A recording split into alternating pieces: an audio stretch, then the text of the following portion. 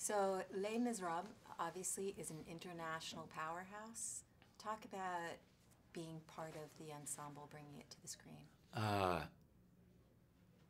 don't think I've ever been part of a movie where it had such a feeling of ensemble. We bonded as a group, I think partly because of the nature of the material, partly because we had 9 weeks of rehearsal, which very few movie companies or directors will allow actors to have. And I think also deep down, all of us not only are fans of the musical, but we also were aware we were doing something that had never been done before. And it's a little nerve-wracking.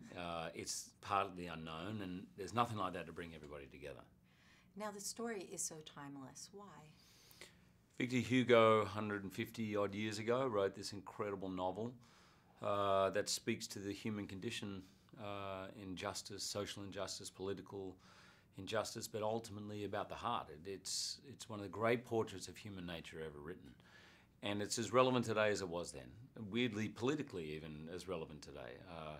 In terms of social justice, you know, he talks a lot of inequity, the disparity between the rich and poor, the lack of opportunities. He talks of sexual enslavement for women, you know, which of course still exists in many ways in many parts of the world. So I think it's relevant, it is powerful, and the last line of the musical, which comes from Victor Hugo, is to love another person is to see the face of God. And I think for many people searching for meaning, searching for some form of divinity, Victor Hugo's got some great answers. Now your role was physically and emotionally a very demanding one. Talk about how you prepared for it. Physically, I needed to be unrecognizable at the beginning. So I lost a lot of weight, trying to maintain as much muscle as I could, because Valjean's known for his strength. I went to some fairly extreme lengths to do that. And then, after starting filming, being down a lot of weight, to put weight back on, to show that, you know, the passage of time and the 18 years that the film spans.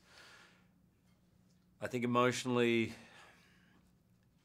obviously the book, the rehearsals, we did a lot of other research, historical research of the period, and just opening myself up, life experience. I think being a parent is a great, playing with Valjean, being a parent is a wonderful preparation. But the other huge thing was vocally.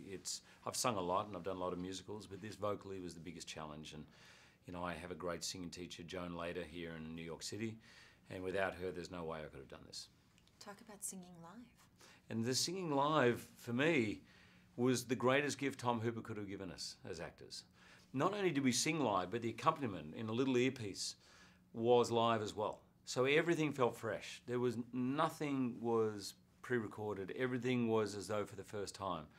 I did a show here on Broadway last year for 3 months, 8 shows a week, 2.5 hours, and part of the reason was to make sure I had the vocal fitness to be able to get through it. And then we just had to turn up and do it. It was difficult, but